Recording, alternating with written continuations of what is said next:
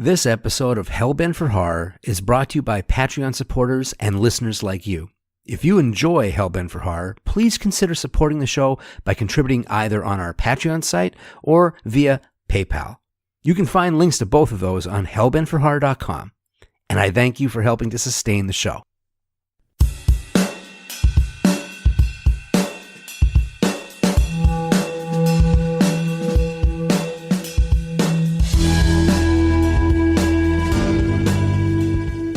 Hi, and welcome to Hellbent for Horror, a podcast devoted to all things related to horror. I'm S.A. Bradley, and I'm a lifelong movie lover, but my heart belongs to horror. My biggest thrill, however, is getting to talk to people about this stuff. I really want to start conversations with you. And welcome to episode 51 of Hellbent for Horror. Today we're honored to have our returning guest, James Hancock from the great Wrong Reel podcast. James, thanks so much for coming back on the show. Thank you so much for inviting me, and thanks for your many contributions to Wrong Reel. It's a fantastic show. I'm always honored to be part of it. It's great to talk to somebody who's just as insanely passionate and obsessed as I am. Before we dive into the discussion, though, tell us a little bit more about the Wrong Reel podcast.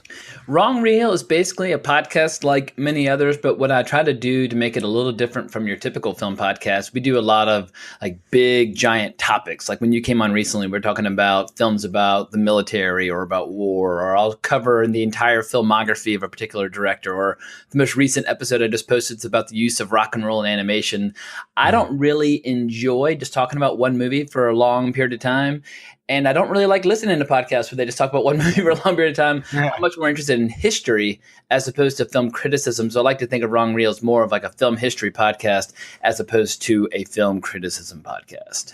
Well, I hope we don't run out of history for you to be able to talk about, because you put out quite a few shows, and that really does show quite a bit of passion. And speaking about passion, I wanted to share an email I received from a listener in Japan named Christian. So he says, I wanted to express my deep gratitude for your episode dedicated to Fangoria. It really brought back so many memories. I grew up in Chile, and all my childhood and a good portion of my adolescence were spent under military dictatorship. The government was not precisely interested in anything that deviated even a little from the rigorous norms of quote-unquote art and aesthetics that any fascist dictator considers a nationalistic and pure ideal. Horror was definitely not high on the list of General Pinochet's priorities towards appealing to the masses. Despite that, as a youngster, I managed to get my hands on some horror movies, and it felt like a clandestine movement. I used to frequent small video rental stores that had some forbidden titles in the back. No, I'm not referring to porn. I'm talking about John Carpenter's The Thing or Hellraiser, movies so extreme for those times that they had to be distributed almost as contraband. It was not strange to find some gory flicks piled inside boxes just next to Ciccilonia and Ginger Lynn's hardcore porn stuff.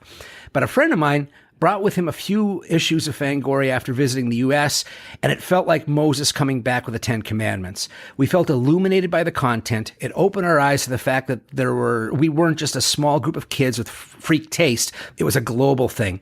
We never thought one day that we'd be able to get Fangoria without being called a freak or see it written in our own language. So for the time being, we were armed with an English-Spanish dictionary. We spent countless hours deciphering the dark content.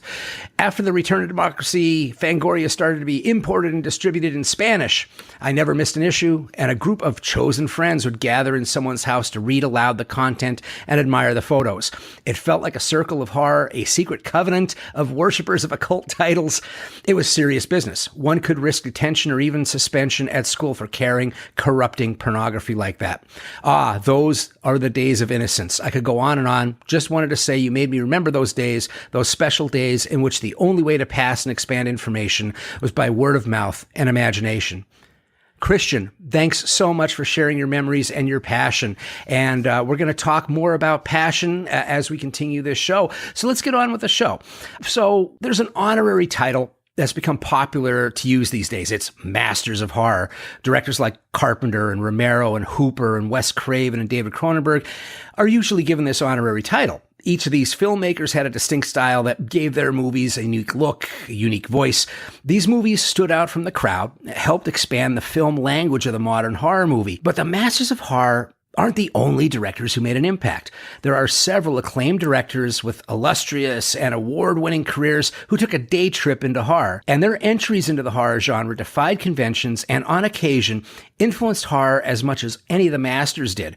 Now, critics and art house crowds might have looked at horror films as slumming, but these artists at that particular moment did not. These day trippers brought the passion, the style, the creative voices that gave them critical claim to the horror film. And some of their movies made such an impact that their influence on horror is still felt today. So today, we're going to talk about the horror movies of 5 acclaimed directors. And we're going to dig into what qualities each filmmaker brought to the table that made their movies feel so original. Of course, that means we're going to really take a look at the directors and what they really bring to the table in their own style, and then how that affected the horror movie. So a question for you, James. Do you think that there can be advantages to being a director who's working in a time-honored genre for the first time? Absolutely. I mean, you get a fresh perspective, you get fresh sensibilities. And I think there are a lot of directors who, when they stay just in one genre for the entirety of their career, they can start to phone it in a little bit. I mean, you see it. I mean, as much as I love Wes Craven, not all Wes Craven horror films are created equal. And some of them feel, less significant than others. Or even David Cronenberg is probably my favorite horror director. Not all those horror films are created equal. And I think it's great either for a filmmaker to experiment outside. I mean, one of my all-time favorite directors is Howard Hawks, and he basically worked in almost every escapist genre you can think of.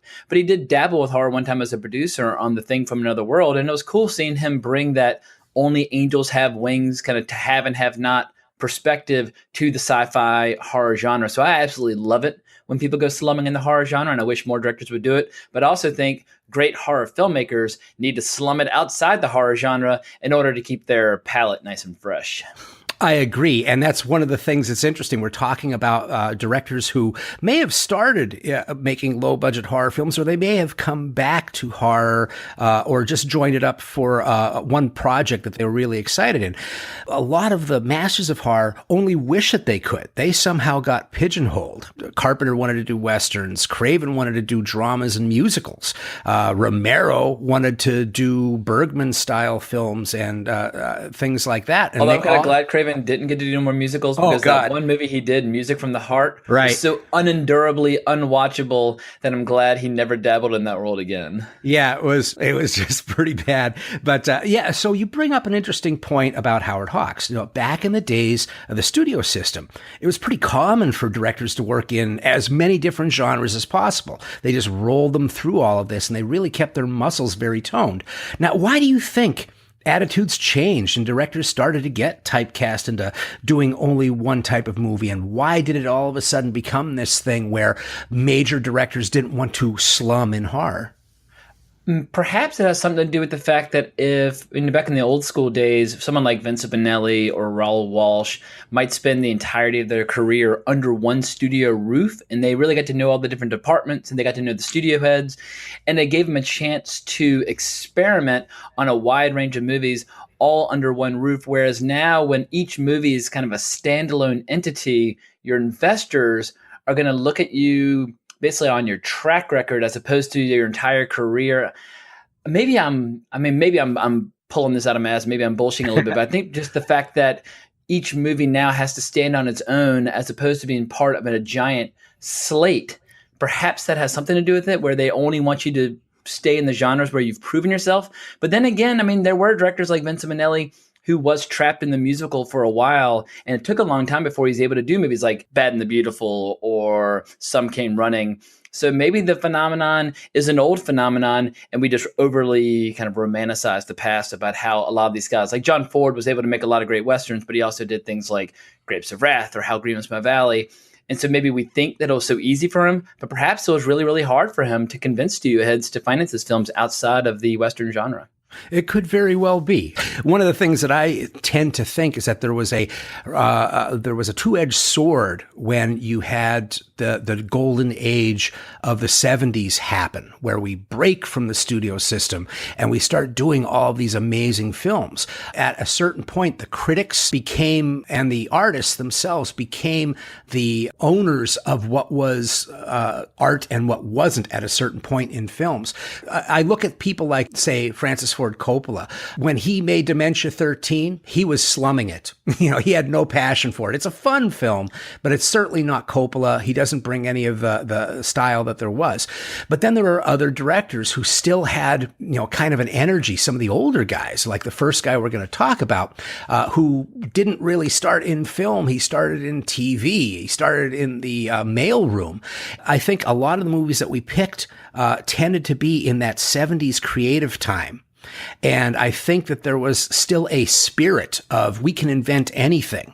We can go anywhere that was there in the early 70s. And one of the guys that was a big voice at that point was William Friedkin.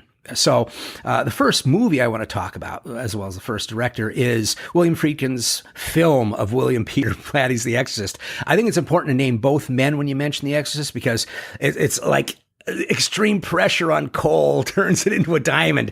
These guys, two strong personalities, constantly fighting over the heart and the will of the exorcist, what it really means, what the ending's going to be like, I think really helped give us a masterpiece. So when did you first come across The Exorcist? I fell in love with The Exorcist at the tender age of 10. I remember vividly going to a slumber party that was a horror movie marathon, and The Exorcist was one of the movies that we saw. But we stayed up all night, and we were completely spellbound. And it blows my mind watching it. I mean, I watched it again earlier today, how even at age 10, we were able to get through the scenes in Iraq and the early scenes in Georgetown. And we just rolled with it because we knew there was the promise of untold horrors to come. And we got there, and we were glued to the screen. And it still blows my mind that a major studio would put the resources behind a film like this, a film that has, crucifixes being jabbed into a young girl's nether regions and really, really crazy foul language. It would be very, very difficult for me to see Disney or Warner Brothers or any studio backing a film as graphic as this today. But I guess it helps that the novel was such a bestseller. And anytime something makes money, that definitely helps calm people's fears down. But still, the fact that William Friedkin would come off The French Connection, a film that just absolutely took over upon its initial release, and would choose this as his follow-up, I mean, there's a reason why it's so highly regarded. It's one of the best horror films ever made, maybe the best horror film ever made.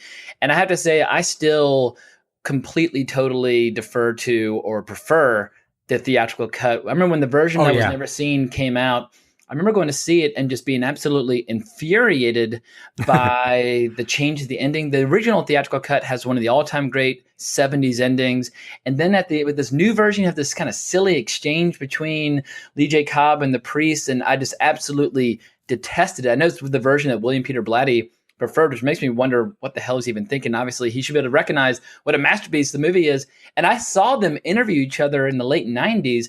This is before the version you've never seen even came out, and William Friedkin was joking. He's like, look, the movie's hanging on the walls of the Louvre. Like, you don't need to change it, but you could tell Blatty just really wanted to go back and meddle with it. And I wish they just left well enough alone, because I think it is just a complete, undeniable masterpiece.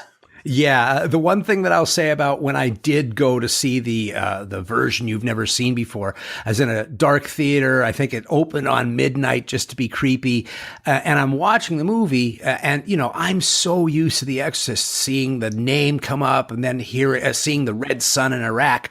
When it didn't open that way, and it was this weird Steadicam shot in the fog at night in Georgetown, I really got nervous. I was like, if there's one movie in the history of film that shouldn't change on my ass, it's probably The Exorcist.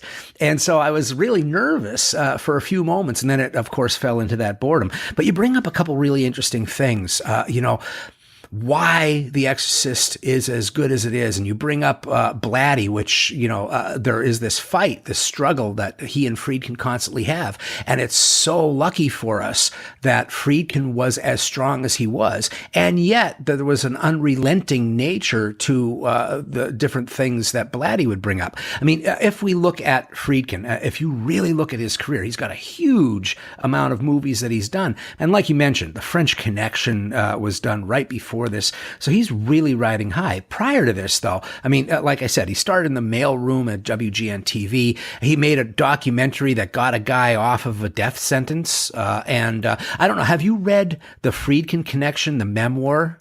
I have not. I saw him speak recently here at the Film Forum. He was here introducing some Orson Welles movies during our Orson Welles retrospective, and he's a fascinating guy. I love listening to him talk about movies. I saw him also interview once Kenji Fukusaku before a screening of Battles of Honor and Humanity. I'm a massive fan of Friedkin, but I have been neglecting my duties as a fan, and I have failed to read the book. He was even autographing copies of the book at the screening that I attended, and for whatever reason, I didn't buy a copy, and I didn't get to meet him, and I just left. But he has interacted with me a few times on Twitter. He's very active on Twitter, and he's very supportive to anybody. If you talk about his movies, he takes notice. Yeah, I actually put something up at once, and he put, hey, hey, hey, like a happy hey, hey, hey. And I was like, oh, man, William Friedkin gave me a hey, hey, hey. Yeah, man. I will say that if you get a chance to read that memoir, even if you don't get to read it, he does his own voice on the audiobook, and it's fun to listen to him. At this point, he's very adroit about things, but he's also very honest. He'll talk about every movie that he turned down and just about everything in the 70s and 80s that was really awesome. He was offered and he said, nah, that's going to be crap. So he talks about how his meter wasn't always pegging correctly. But, you know, he goes to Hollywood and it's a mismatch. And he talks about how he worked with Hitchcock and he was on the Alfred Hitchcock Hour and he got yelled at because he didn't wear a tie. You know, Hitchcock gave him the shade over that. And, you know, he does a bunch of stuff that doesn't really go anywhere for a while. But he learns a lot about Hollywood and film from, of all things, Good Times, the Sonny and Cher movie. He said the best stuff that he got was when Sonny, who was on the same track with him, decided, let's go away from the Union Crew. The Union Crew is, you know, holding us down. Let's go shoot guerrilla style. And he found that when he watched the movie, the only stuff that was watchable was when he started going back to that documentary energy.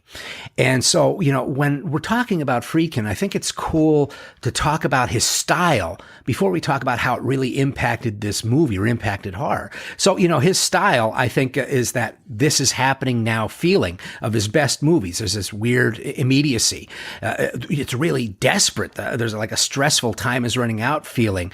And that documentary film style, that handhold, that stolen shots. I mean, you could go on about what he's done in The French Connection. What do you think of when you think of Friedkin for style? I mean, when I think of The Exorcist and the scenes that still upset me the most, I couldn't agree more with you because there's scenes involving doctors in the hospital that I think are some of the most gut-churning scenes ever committed to film. I was watching earlier today. I'm 41 years old. I've been watching this movie for 3 decades at this point. I'm very familiar with the movie, and I still had to cover my eyes briefly during the Spinal Tap scene. That scene gives me the heebie-jeebies, like I can't even put into words. And what I really like is the scene where they're trying to give her a shot at one point. She's like, I don't want it. And she's screaming. Right. She's like, you fucking bastard. Right. I was that exact kid getting my finger pricked. Like, you know, as a kid, every time they wanted to give me a finger prick or anything, I was kicking and screaming. I actually put in a straitjacket one time in order to get stitches on my head. I was a very, very rotten patient.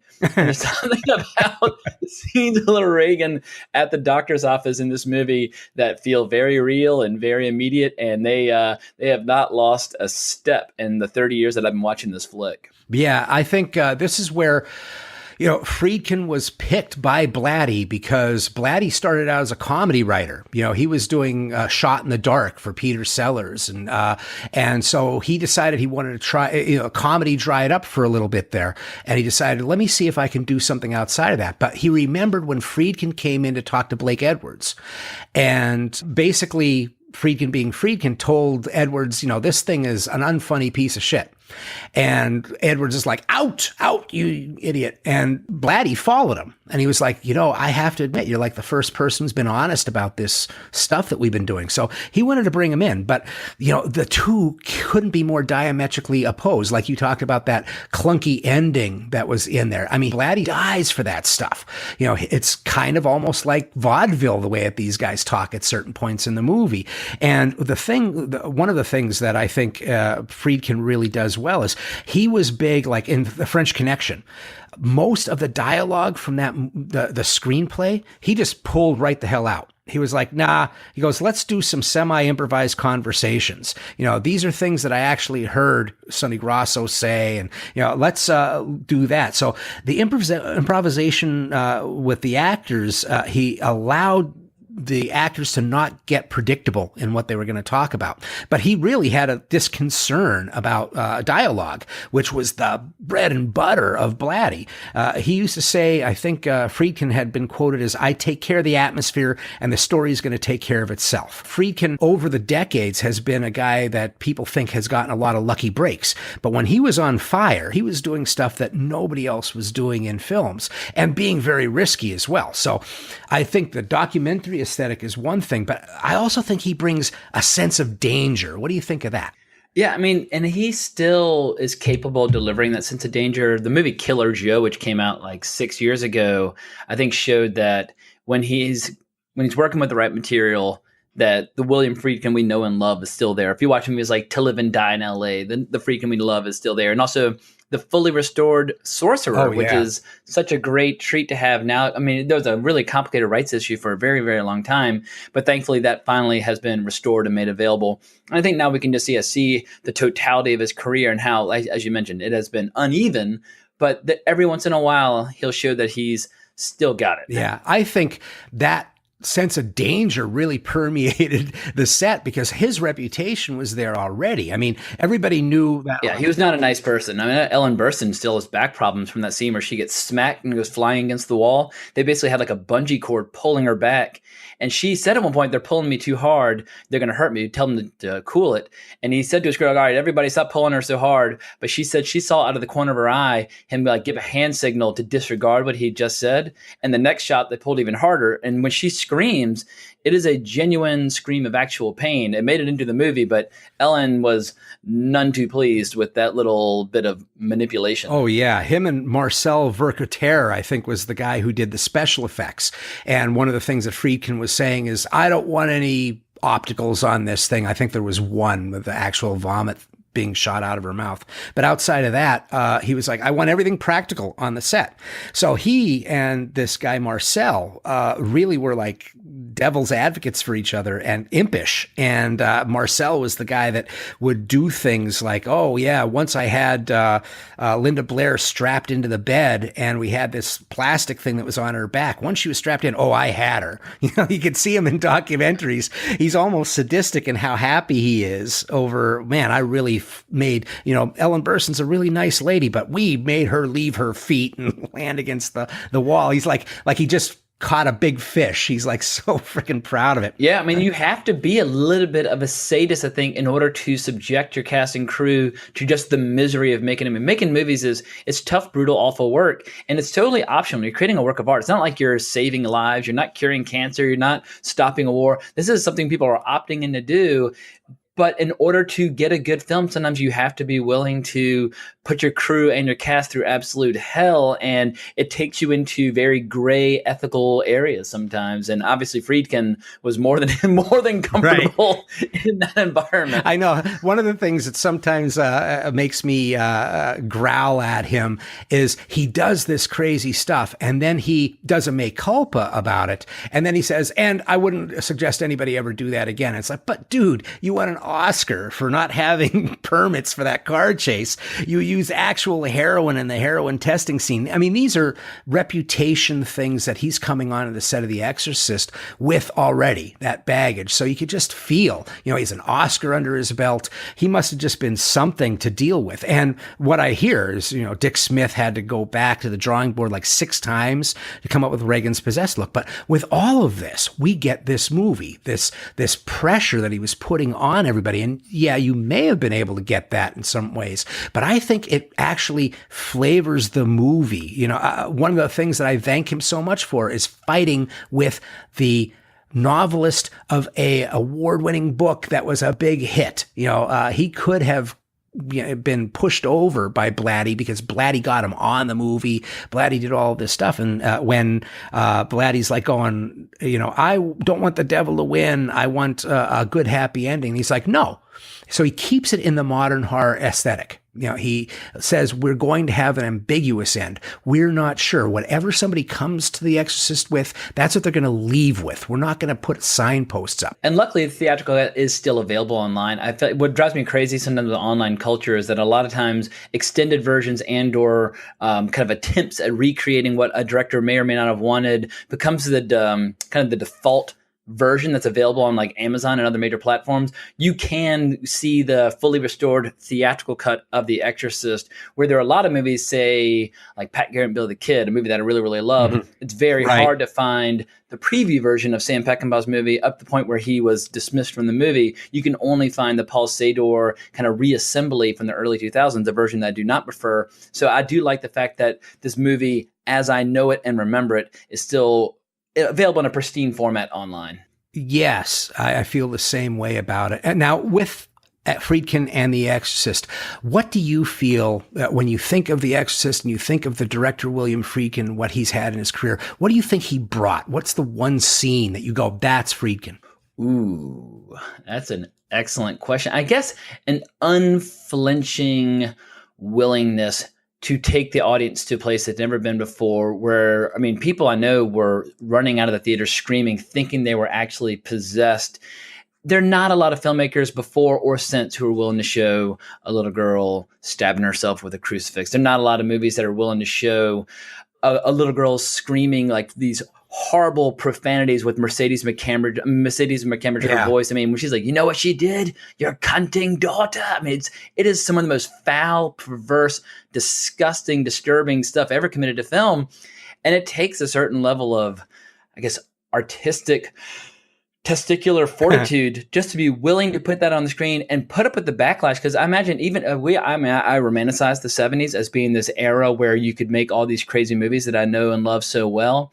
But I'm sure he put up with an unimaginable amount of backlash, both like from like people who were really religious or people who had certain politics that might frown upon this type of story. So to be willing to put up with that level of abuse, I feel like most filmmakers do not have that courage, especially in the era of social media where you have to just get raked across the coals all day, every day by every single person who has access to a computer. And I just like the fact that Friedkin said, fuck everybody, I'm making the movie the way I want to make it. Yeah, I don't know if it's a mixture of hubris or genius that he decided to take that movie on when you're absolutely right. There was a lot of unsettled feelings, like the very idea of Reagan swearing was like, oh my God, this is horrible. How old is this girl? And she's saying these terrible things. There was already this feeling of the nation coming apart, splitting, and the old and the young are not talking to each other. And this is all going down the tube. So he was playing with that already. But he also, the smarts on this is that it also promotes spirituality. It makes Catholic priests look like superheroes. They smoke, they drink, they box. They're total badasses. There's not a better, I guess, recruiting video ever made in the history of man than The Exorcist for getting people or compelling people to at least consider joining the Catholic Church. I mean, when you watch this movie and you're like, these guys are the ultimate, moral authority, but at the same time, they're real people. They're not trying to be holier than thou. They're not like trying to look down their nose at people in disapproval. They are real people. They're highly educated.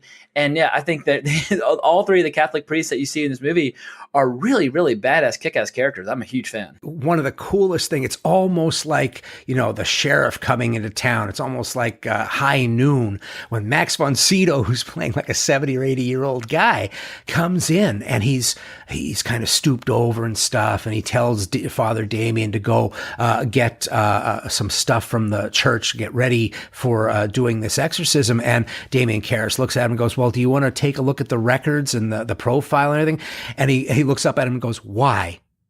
And that's like Steve McQueen would have said that in some movie and been the ultimate cool guy, because he's like, I don't care. I already know who this is good and evil. I don't need to know anymore.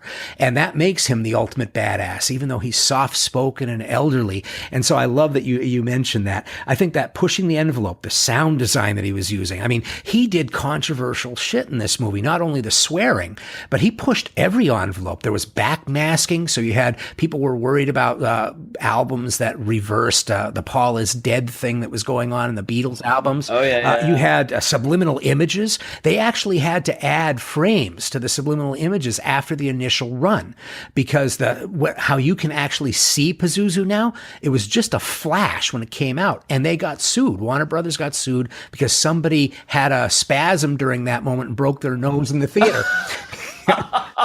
Well, when we were little kids watching this on VHS, we were trying so hard to pause it during the dream sequence where Father Karras sees his mother coming out of the subway and going back in. And we all were shrieking and screaming and freaking out. But, back then, by trying to pause on a VCR, even if you did manage to pause it at the right specific frame, it's still going to be all staticky and gross and jerky. But we just wanted to see this creature's face.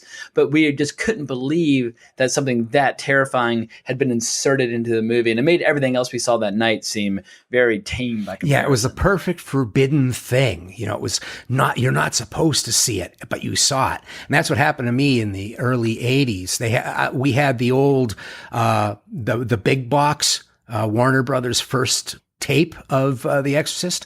And I just happened to hit the pause at the right time. And there's this frickin' face staring out at me. And I was so scared. I had to leave the house. I walked outside because I saw it alone, of course, smart guy. That's the way to do it. That's how you had the real experience. My dad said the same happened to him. He was watching on TV late at night, and we had the way our living room set up. It was like there's a kitchen behind like the sofa where you would watch, and the kitchen when all the lights were out, and he just spent the entire movie looking over his shoulder like every couple of minutes, just absolutely scared beyond belief. Yeah, and I think that these are the things that he was so smart to do. This is someone who maybe, if this was done by another director, someone who was in the horror industry constantly, may have fallen for certain tropes. But I think that documentary style and that pushing the envelope really made The Exorcist what it is, because William Friedkin brought that voice to it. Yeah, I mean, when people ask me what's your favorite horror movie, I always feel like it's a little bit of like too quick and easy an answer to say I think The Exorcist is the best. But it kind of is the best. Right. Like, it's hard to think of a horror movie that exceeds it. I guess it's one of those things where if you've seen it a million times, you want to come up with a fresh and honest answer, or something that's kind of unconventional that might expose people to something they haven't seen before. But if you're going to name the all-time best horror movie, I mean, you could say Texas Chainsaw Massacre, you could say Rosemary's Baby, you could say a lot of movies, but none of them would I ever concede are scarier or better than The Exorcist. Right. That's pretty much how I feel. Now, 1973 was a great year, though. For me, especially, I got terrified to pieces by a movie by a guy that most people wouldn't immediately put on the list as a horror director, Nicholas Roeg. And this brings us to 1973. He brings to life Don't Look Now. And if you look at Nick Roeg at that time, like he starts with performance. He does a co-directing with Donald Cammell. And then he takes this visual imagery that he's got, this style, goes to Walkabout. Then he hits Don't Look Now. And then he does The Man Who Fell to Earth. These are big cult films. These have huge followings, but he's one of the guys that you don't hear about all the time. And I'm wondering if he has the curse of being a techie first. Like, one of my favorite directors is Hal Ashby, but he started as an editor. And every time you would look at any kind of critical reviews of his films, and he didn't I think he had one weak movie out of all the things that he did. And they were always like, well, he's an editor first. The way that he directs is like an editor. John Sayles, well, he's very screenwriterly. When he directs something, he's very much a screenwriter. And then with Nick Roeg, he was a cinematographer first, worked with David Lean, of all people, and Lawrence of Arabia. And from that time, for a while there, all you would hear is, he was a cinematographer first. It's all about the image and nothing else. What do you think of that? I must confess, I don't know nearly as much about Nicholas Roeg as I should. I've seen a handful of his movies. Like, I really love Bad Timing, and I really love Don't Look Now.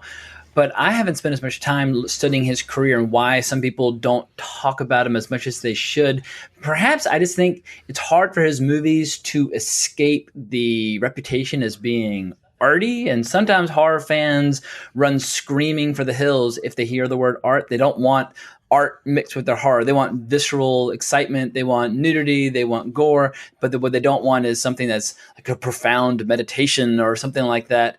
And maybe that's perhaps why he doesn't deserve a wider reputation. Because you and I, we spend a lot of time on social media, and we see a lot of people talking about filmmakers all the time. Nicholas Roeg almost never comes up. And I don't understand why, because even when people talk about The Man Who Fell to Earth, they do so in the context of David Bowie. So I don't know what the disconnect is, but I think because a lot of his movies are available on Criterion Collection, people immediately kind of relegate him to the art house world, which perhaps prevents him from becoming as beloved as like Carpenter or Cronenberg or John Landis or any of these other guys who were some of his contemporaries. Yeah, because at one point, Rogue was a name that was kind of getting around, especially in Britain. I mean, in Europe, he was huge because he basically came up with a whole different style of film language for a while there. But he would do these artsy films, of course, but he would do things like put Mick Jagger in performance, or he'd put David Bowie in there. So the studios would still have them open no matter how crazy he ended up getting on it because he had these people. But, if you look at his style, it's been an influence for a lot of directors that are held in high regard right now. Christopher Nolan, direct influence. It would be Nick Rogue. Steven Soderbergh, another direct influence. He quotes a lot of Nicholas Rogue imagery in his films, especially, Out of Sight. He's basically redoing the love scene from Don't Look Now in the conversation that the two main characters have in that film. Danny Boyle, Slumdog Millionaire, several other films. He likes to go back and forth in time. And even Bryan Singer, if you watch The Usual Suspects, there are a few flash backwards and flash forwards that are done with imagery more than time lapse. So, what I like about Rogue is that, he looks for the unusual composition. So he's, when I talk about horrible, beautiful, he's the first idea that comes into my head. He has this really weird way of shooting ugly that makes it kind of look beautiful. And I love that he was always shooting without storyboards. He was really a risk taker. He would go, well, we'll find what the movie wants me to shoot. We have a general idea what we're going to do. I think Walkabout was a 16-page script, and they had to make a fake script for the studio because the studio saw this 16-page script, and all it was dialogue and like a direction. They're over here, and they're like, this is bullshit. This isn't a movie script. We're not giving you money for this. He's probably thinking, well, I've got a naked young Jenny Gutter and a camera in the desert. I think I'll come up with something I want to shoot. Exactly. That's just such a crazy way of doing things that he would just kind of say, and the actors loved it once they realized that he could be a director. I think Julie Christie said, oh, well, I knew he was a great cinematographer, but I was kind of worried to be on this movie. And then I saw Walkabout. I think Rogue sees film as like a completely different animal than any other art medium. Past, present, and future are always happening at the same time. Before that, there was compression or slowing down of time. Peckinpah, of course, doing a very fantastic job of that.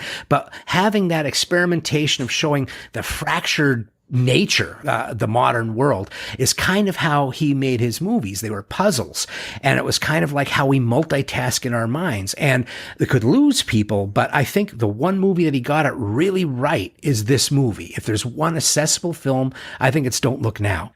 Agreed. And I loved it the first time I saw it, but every time I watch it, I like it a little bit more. And I think it's one of the most beautiful, mysterious horror movies ever made. And it's one of those movies where it almost feels like a weird mashup or accident where like a serial killer and an art film somehow collided. It's like almost like Lucio Fulci discovered it's like some hidden depth that he didn't know he had. And maybe I just think that because it takes place, or most of it takes place in Italy, and it employs all those great creepy close-ups of a blind woman's eyes, which reminds me a lot of the Fulci film, right, The Beyond. But I think Don't Look Now, one of the most complicated, or not complicated, one of the most emotionally complex. And as you mentioned, it's told out of order, but at the same time, it feels like it's like the jigsaw puzzles are assembled in the perfect order to create the emotional mood that he is going for. And I don't know if there's a movie also that has a better, more heartwarming and erotic depiction of married sex in the history of movies. Of most movies, maybe about sex and marriage, usually you don't think, oh man, when I'm gonna get married, I'm gonna have a bunch of like hot sex all the time. It's gonna be amazing. Usually like sex kind of goes away. And this is a movie that has Julie Christie and Donald Sutherland in this 4-minute sequence, which is not like a porn scene. It's like an incredibly affectionate, loving scene as they're trying to get over the horror and the tragedy of losing their daughter to drowning. So there's a lot of emotional intensity there as well. And I feel like every time you dig into this movie, you're going to discover an additional little detail that makes it that much more rewarding and that much more fascinating. But from the moment you see that little blot on the picture that he's looking at early on, like, when you see the red hood, and then when you see it merging into the blood stain, spreading out across the image. By the time you get to the ending, it seems like you're in this giant labyrinth or a giant snake that's eating its own tail. And it just creates this incredible sense of closure.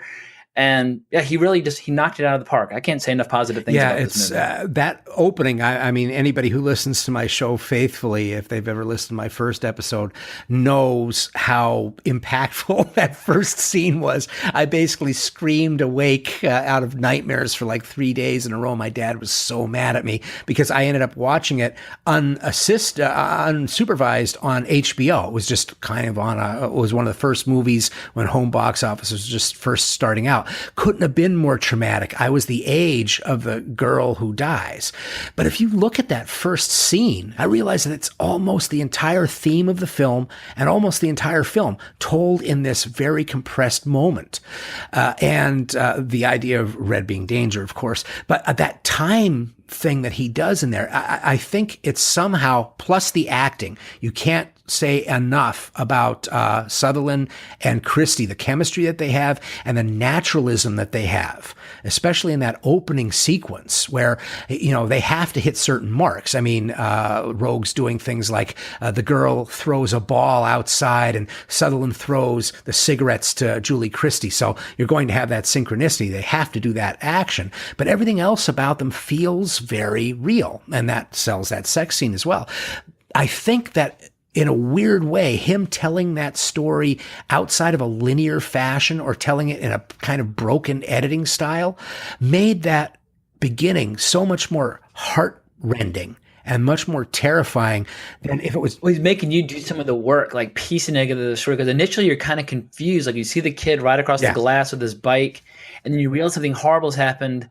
But they're not giving you quite enough information to know what's going on. So it makes you incredibly curious. You just know something horrible has happened, but you can't figure out why. And you can't figure out why has she drowned. And so it makes the emotions that much more intense. The fact that there's a little bit of confusion and disorientation added to the mix as well. And I think that disorientation is also why Rogue, for a while there, the critics didn't know what the hell to do with him for performance.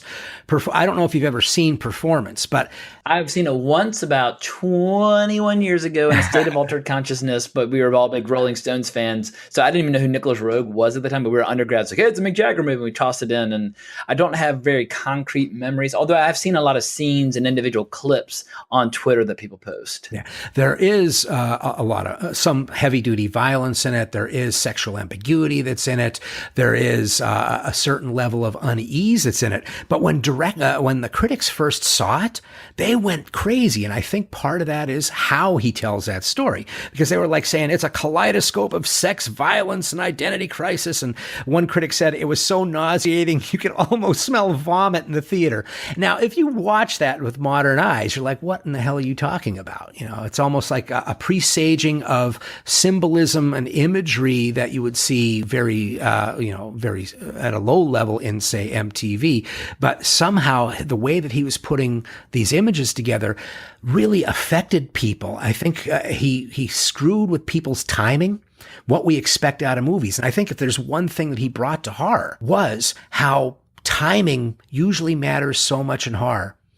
But him changing pacing constantly through that movie, through editing and through shifts in present and past time, kind of puts you on edge in a different way than the suspense timing. Okay, 3 steps and then boom, there comes the cat jumping around the corner.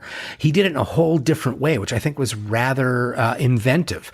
What do you feel was like one of the big things that he subverted in what's a normal horror trope? Well, what I really love about it is how he manipulates your sense of geography. I don't know if there's a more kind of confusing environment that I've seen in a European, like a film that's set in Europe since like Carol Reed's The Third Man, with that giant sewer sequence at the end when Orson Welles is running away from everybody and just kind of getting boxed into a corner. But I love how completely, totally disoriented we are. Like Brian De Palma is a master of providing with a lot of information so that you really understand the lay of the land, so that when the action takes place that you won't be confused. Nicholas Roeg does the reverse. He creates this incredibly mysterious labyrinth of like gateways and alleyways and canals and inaccessible locales, so that you constantly feel trapped and that you can't get to someplace, or that if you get in trouble, that help's not going to be able to arrive. Or in the case of Donald Sutherland, even locking a gate behind himself, totally sealing his own fate Right. at the end of the film. But I think his use of geography is one of the most subversive elements of this movie that really makes that last 10 minutes particularly dreadful. But it also, you feel that earlier in the movie when you just hear a scream in the middle of the night and Right. you see the little midget run by in the red jacket, and you can't quite tell how one would get to where she is. You just know that it's, hard to get to, but it just makes you feel so disoriented and out of place. And it makes me feel like Donald Sutherland's constantly in danger. Oh yeah, and I think you're on to what I think is really amazing about the film too. Is you're constantly off balance. At the very beginning of the movie, you have two shots. One shot is the rain coming down on the family pond on the family estate. The next shot is light coming through Venetian blinds out of, I guess it's the hotel room, and you're like, well, are these the same place? Which of these shots is the present time? And I think when they're in that opening sequence, she's reading a book. Julie Christie's reading a book that says the Beyond the Fragile Geometry of Space.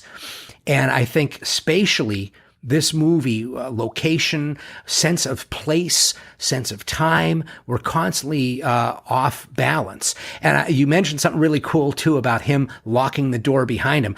After watching it again this time, it was like, my gosh, it's like fate, because everyone who can stop the climax from happening is misdirected. They go to the wrong place. The boatman takes Julie Christie to the police station, which he's already left. And then she goes to the apartment and he's already left there. And there's always these moments that could save him. There are always moments too late. And they lead to this incredibly suspenseful walk through some seemingly abandoned building in Venice, where there's this character in the corner, which is kind of presaging Blair Witch, having someone in the corner just kind of standing there. And it still makes me nervous when I watch it. Yeah, the first time I saw it, I literally felt my stomach drop out and basically just like explode on the floor. When she turned around, I was so confused, because it was unlike anything that I'd remotely anticipated or expected. But at the same time, it filled me with such incredible dread that, right. The shock of seeing her, obviously, once you've seen it once, then that shock or that surprise is gone. But it still gives me a hint of dread every time she turns around. But that first time you see it, I feel like if there's one movie that you don't want to spoil for people, right, is Don't Look Now. Because I would never want to deprive people of that unimaginable horror the first time she turns around. One of the other big things was, you could do all this disorienting stuff and make something that's really ugly. But the thing about this movie is it's incredibly beautiful. He was a cinematographer and he took risks on that. They shot on, I think they pushed 50 ASA to 100. They used natural light on all the interior shots of those churches, which is just amazing to me. It was like they had the same shutter speeds that Barry Lyndon, Kubrick had in Barry Lyndon. And he was, they didn't get money for this movie when it first was being made. So he basically made a teaser to get extra funding. And that was the opening sequence. He shot that all first. And then when they got money, because everybody went, fuck yeah, this is freaking horrifying. You got to go make this movie. That's when they went to Venice. Prior to that, he was kind of stuck doing something, waiting for stuff to happen. But he could have just made, something that was, I won't denigrate any other directors, but there are some movies where they just get so caught up in the mystery of Venice, it becomes a postcard to Venice. This, you don't even know it's Venice in certain ways. You see 2 or 3 major buildings, but after that, it's all alleyways. And that is just absolutely terrifying to me. Could not agree more. Thanks for indulging me in Don't Look Now. It still is one of my favorites. And if I was to send people to any other Nick Roeg films, I would definitely say Walkabout is fantastic. But Don't Look Now is a great place to start. Oh, yeah. It's the first one that I saw. And from here, Bad Timing's a very erotic, but also very disturbing movie as well. And it's funny how certain directors go in and out of fashion And yeah, it just seems for whatever reason, Nicholas Roeg, people just neglect him or sleep on him. And there are even movies like The Witches, which I saw as a kid, which I mean, I had no idea who the hell Nicholas Roeg was at the time. So I don't even consider that the first time I saw Nicholas Roeg, even though technically it was. But yeah, he had a very, very successful career, but just for whatever reason, no one talks about him. So I guess while on one hand, it is a shame that people think of him only as kind of an art house director, at least his stuff is available on Criterion. Yes. So hardcore cinephiles will continue to discover his work one way or another. Yeah. And talking about guys that are somewhat forgotten or people who had amazing streaks in a career, the next director that we're going to talk about, I'll just list the movies that he did in one quick line of success. In 1982, The Year of Living Dangerously. In 1985, he did Witness. 1986, The Mosquito Coast. 1989, Dead Poet Society. 1990, Green Card. 1993, Fearless. 1998, The Truman Show. That's a hell of a run of movies that people remember and had some impact. You left out my favorite, Master and Commander, which I really love, which I think was 2000 or 2001, but I'm a huge fan of that. I devoted an entire podcast to it. I read the first book in the preparation for that episode. A friend of mine's he's read that entire series twice, and he really wanted to do an episode about Master and Commander, so we jumped right in, and I wish they'd made 10 of them. Yeah. But of course, who we're talking about is the guy who many people feel created the modern Australian film industry single-handedly, although I would say Bruce Beresford was also involved in that.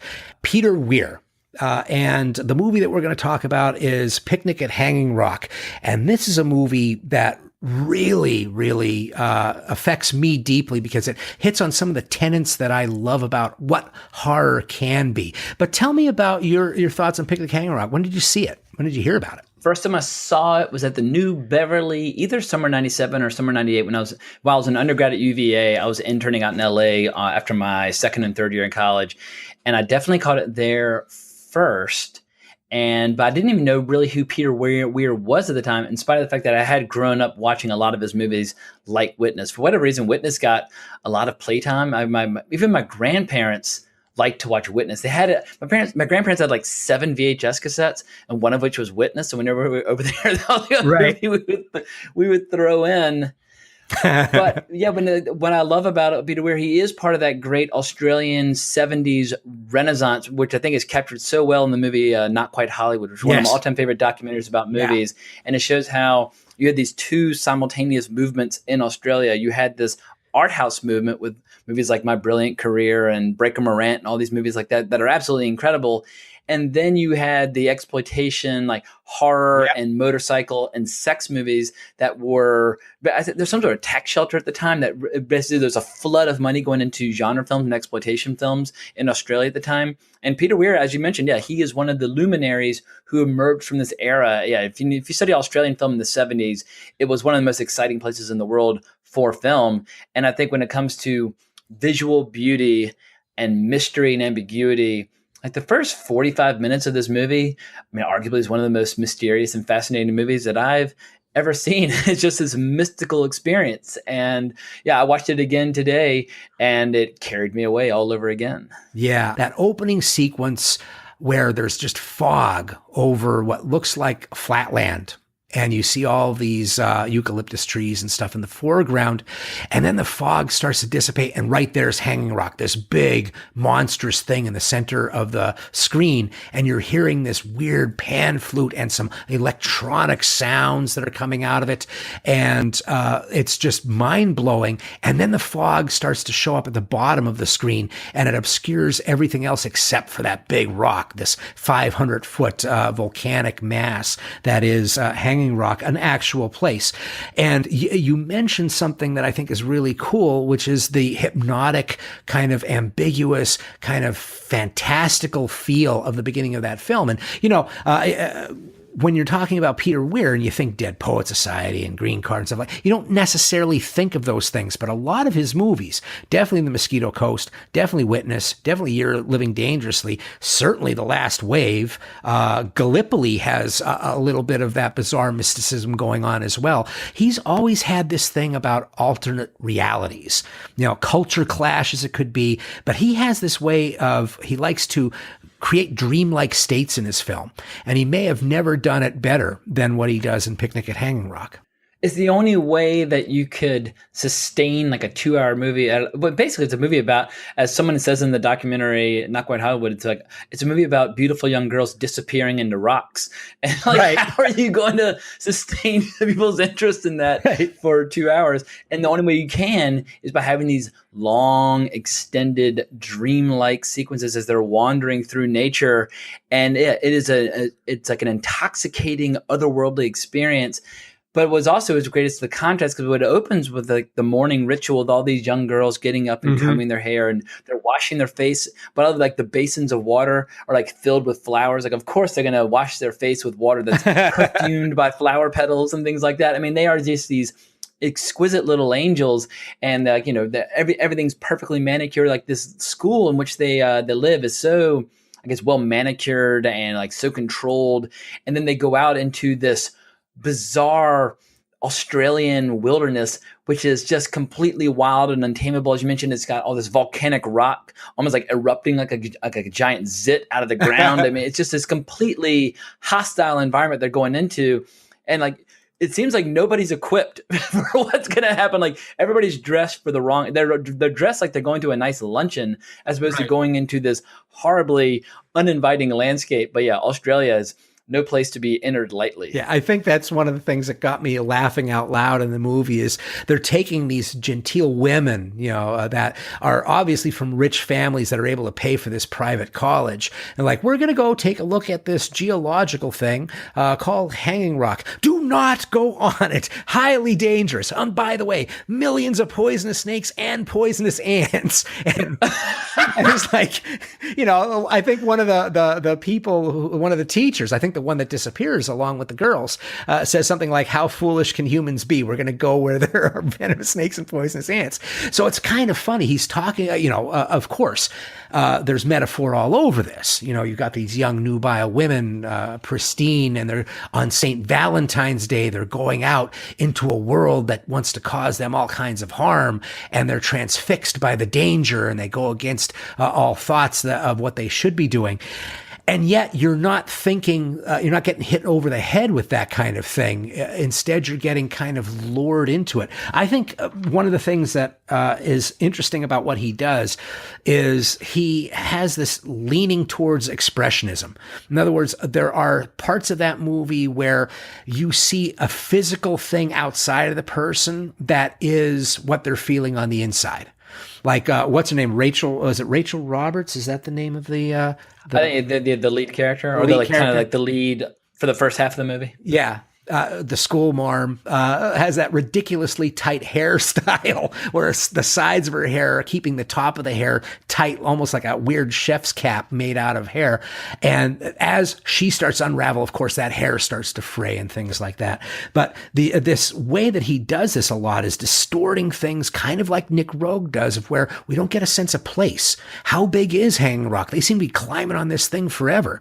You see a lot of point of view shots that aren't coming from the girls. There's nobody else on the rock, and yet we spend, several shots peering at the girls from inside of craters and inside of small caves.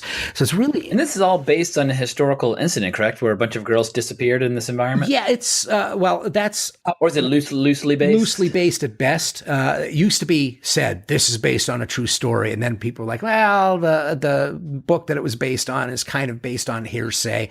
But then again, I go online and you can find documentaries about this actual event, quote unquote, actual event. So it's still up in the air. I think Peter Weir is more than happy to let it be ambiguous, just like his movie, on whether or not it was an actual thing that happened. He does this kind of thing with weird images that really speaks to me. Like in the opening shot in Fearless, you have these clothes in a cornfield. Then you find out that there was a plane accident. Last Wave, there's an entire city street that's submerged underwater.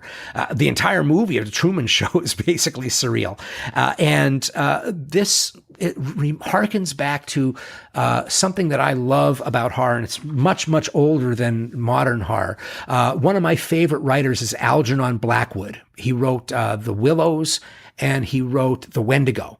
And his whole idea was that things don't get explained. Nature, there is no supernatural. Nature is so unknown to us that if you go deep enough within the woods, you found the supernatural, but it's really just more nature that we don't know. And so you have that kind of setup that's happening here in Picnic at Hanging Rock, where it's really hitting on the tenets of modern horror, though, as well, which is things aren't explained. And in the end, the world isn't reset back to normal. In fact, the terror, quote unquote, terror of this movie happens in like the first 40, 45 minutes of it. And then after that, it's the terror of not knowing. This area is going crazy because they don't know what happened to these girls. Yeah, and we get, I guess, the occasional reminder of just how mysterious and uninviting this environment is as people go up there and start looking for these girls. And occasionally they'll find someone or someone will have like an emotional breakdown. But yeah, you're right. It's that first, like roughly the first half of the movie that has this otherworldly atmosphere and style. And then the second half almost becomes in a weird way, like kind of like a whodunit as people are trying to unravel this mystery. It's like almost an abrupt style shift. Yeah. And I wonder if that was deliberate or if that was just one of those things where by virtue of trying to create this mystery that he felt like the style had to follow the function of the story he was telling. But it really is an interesting stylistic exercise. It's like two different styles of movies all in the confines of the same flick. Yeah, it's really interesting how the movie changes when, spoiler alert, one of the girls, not going to say who, comes down out of the hills or is found. And what's interesting about that is, of course, everybody assumes she's dead. We've already set up there's poisonous snakes and ants everywhere. She's in the outback, basically. This is in the middle of nowhere. And this girl's been gone for more than a week. And they find her, and the only thing that's wrong with her are a few scratches. Her hands are really messed up, and she's missing her girdle. Oh, shocking, shocking, shocking. But the thing that everybody's worried about is, are the girls intact? How many times in this movie does somebody say she's intact? Yeah, that doctor has that great little line. I mean, I shouldn't say great. Has that eerie little line where he makes a reference to how she is still intact. I was like, oh, that's just so invasive the way he says that. But everybody's very preoccupied that these pristine little princesses that nobody took off their underpants. Yeah. And just when you think that the movie is just becoming kind of a procedural of will we find the girls, there's something very mysterious that happens. You have, like you mentioned, people go up into Hanging Rock to try and find these girls. Everybody wants to be a hero. They want to be the one that finds this girl. They get up to a certain level, and it happens to the girls as well. They fall asleep. Something happens. We don't know what it is, but they fall asleep.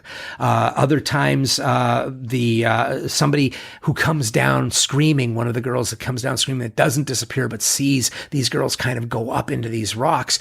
She can't remember anything except for a red cloud. We never see this red cloud, but we have it in our head. What is this red cloud? And at one point, one of the girls says something like, surprise, they're looking down this, towards the top of Hanging Rock, and they see this family picnicking. And she looks down at them and goes, boy, they look like ants from here. And she says, it's surprising the number of human beings that there are that don't have any purpose. And then she says, though it's quite possible they're performing some function unknown to themselves. And it's like, yeah, are the girls a sacrifice to whatever, we're talking St. Valentine. What is the Aboriginal version of St. Valentine that might be in these mysterious rocks that are there? So every time it seems as if it's starting to become just a drama, there's something really creepy that happens. And what do you think is the biggest subversion of the normal things that you see in horror that this movie does? I don't know, because I don't really think of this movie as a horror film. It's like, I guess, when it comes to like the strict confines of the genre, I think of it as more as this as a mystery, but a mystery with this incredible stylistic ambiguity, which makes it transcend the typical mystery genre. I mean, I guess when you say mystery genre, people immediately think, oh, Agatha Christie, like she wrote mysteries and that sort of thing. Like, it's not that kind of thing at all. And so, but it's one of those movies that's not easy to categorize. Right.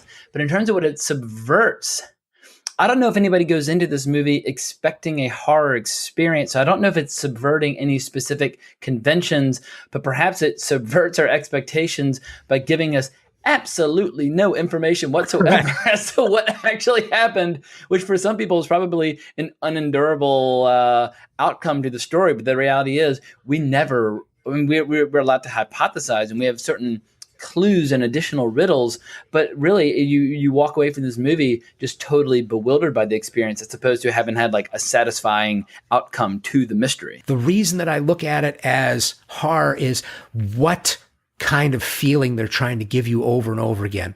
The places that it tastes like a horror film is the very opening, and when they're on the rock, and then when the girl comes down, how people are responding to her. In between that, there are great moments of mystery. There are character elements. I love that a young John Jarratt is in this film. I don't know if you've seen the movies Wolf Creek, but he's... I have seen Wolf Creek. I didn't even make the connection there. Yeah, he's the stable boy. Who goes up and finds her finally in the hills. And I was like, I know that face from somewhere. I'm like, oh my God, that's a young John Jarratt. But it's the kind of horror that I love that is incredibly subtle, which is very much like the early works of Algernon Blackwood. Now, novels. You know what this one has a little in common with? And I'm totally blanking on the name, but they talk about it quite a lot in the Not Quite Hollywood documentary. What's that Australian film where the couple goes on a trip together and the couple just hates each other, and like nature basically starts kind of turning against them? Oh, yeah. Oh, God. Well, I don't have it at the tip of my tongue. I will definitely... Nor do I, but I feel like it would make a great double feature with this. Yeah, I agree. So we'll move on to the next guy, a guy who needs no introduction. We're going to go to the year 1980 at this point, and another movie that is based on a novel and done by someone who is most certainly not thought of as a horror film director, and yet he's probably one of the masters of most genres. He has worked in all of those, and we're talking about Stanley Kubrick. I had, of course, we're talking about horror movies done by acclaimed directors who aren't known for their horror, and how they've subverted and changed and impacted horror films by getting away from the tropes and creating something with their own voice. It's impossible to not talk about this next film. And yet I was like, oh God, what possibly can we say about Stanley Kubrick that hasn't been said before? It's like, he was a great ballroom dancer. It's about well, somebody out there who's listening to this probably has never listened to a podcast about The Shining, nor have they seen a documentary about it. So I feel like you gotta look at it every time as you are potentially exposing somebody who might just be a casual fan for the first time to some deeper meaning in the movies. So I feel like you just got to attack it with fresh vigor every time. Exactly. So we are talking about Stanley Kubrick's version of Stephen King's novel, the best-selling novel, The Shining, and it came out in 1980. And Stanley Kubrick, his story is legend. He's considered one of the most influential film directors in modern film history. If you go from 1956 to 1975, just super diverse in his storytelling. He made films in multiple genres: crime, war films, historical dramas, political satires, science fiction. And then in 1975, he just came off Barry Lyndon, and that was a financial failure at the box office. So he had two pet projects, AI, which later was done by Spielberg, and Napoleon. He, of course, didn't get to do either of those.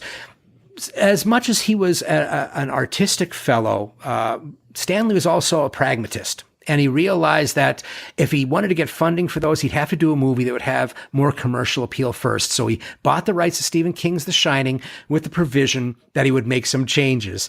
And you want to give a little bit of your impressions of Stanley Kubrick's The Shining?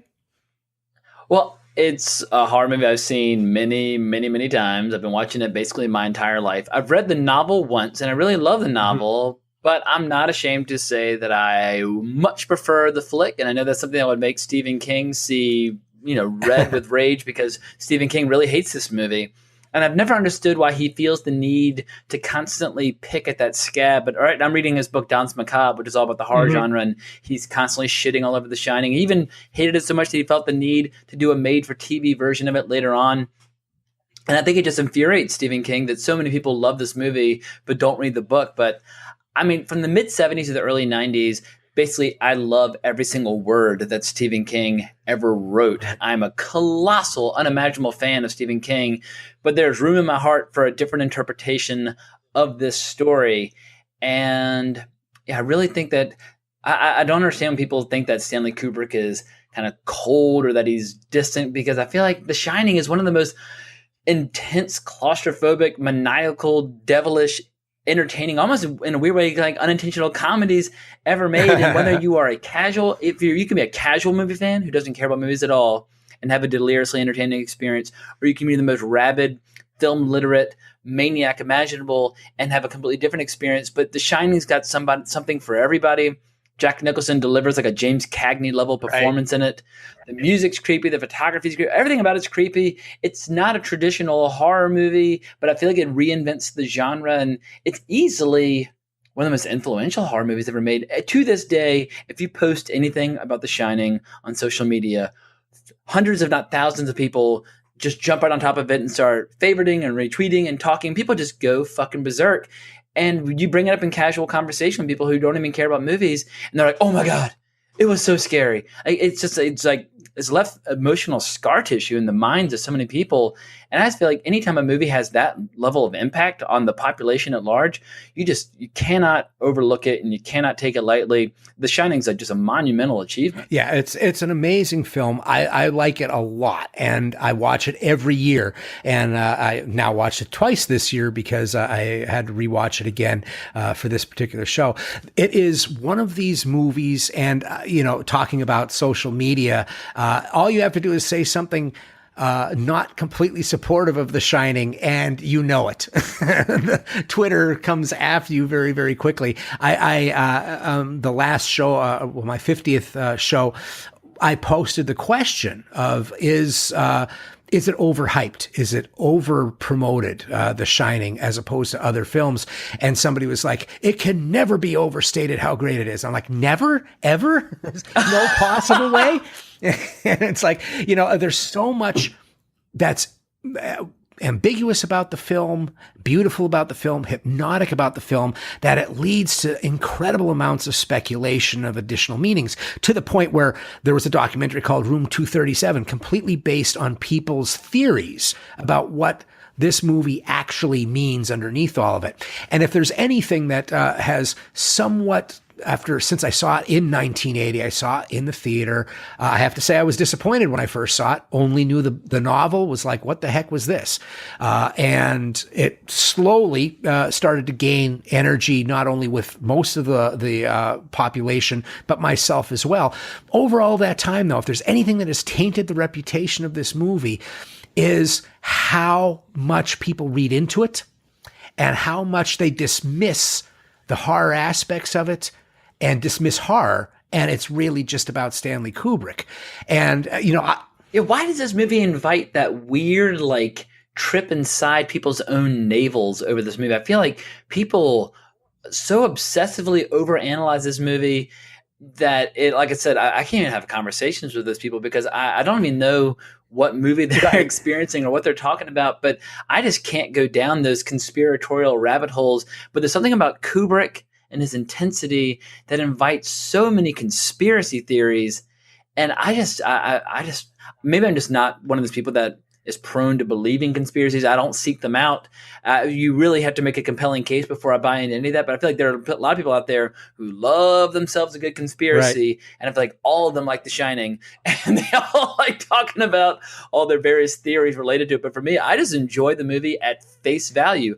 I don't need to go inside my own navel to enjoy it. I just love the story. Right. And for those that haven't seen it yet, although I don't know where that might be or where you are, but if you're really interested in finding out about this movie, the less you know is actually the better. It's basically about a family that goes to spend the off season at a large hotel that's going to be pretty much desolate. Nobody's going to be there. They're the caretakers, and really creepy stuff starts to happen during a really harsh winter. And I'll leave it at that. We talked about there being these changes that people like Kubrick, these innovative directors filmmakers bring to the horror genre. And you had mentioned this is one of the most influential horror films, as well as one of the ones that most subverts some of the tropes. I think you need to really talk about the style of Kubrick. And, Kubrick's style is really complex. It's not just one thing, but I would say that there are a couple patterns. What do you think is one of the most profound patterns or styles that Kubrick brings to his films? Well, when I think of 70s horror movies, I always think of graininess and sometimes bordering on ugly looking movies, like a movie like Last House on the Left, right, which is just a really down and dirty, rough looking movie. And The Shining's basically one of the first horror movies from this decade. And granted, it came out in 1980, but I feel like it was part of the 70s, where it's like got geometrical perfection from the way the shots are framed.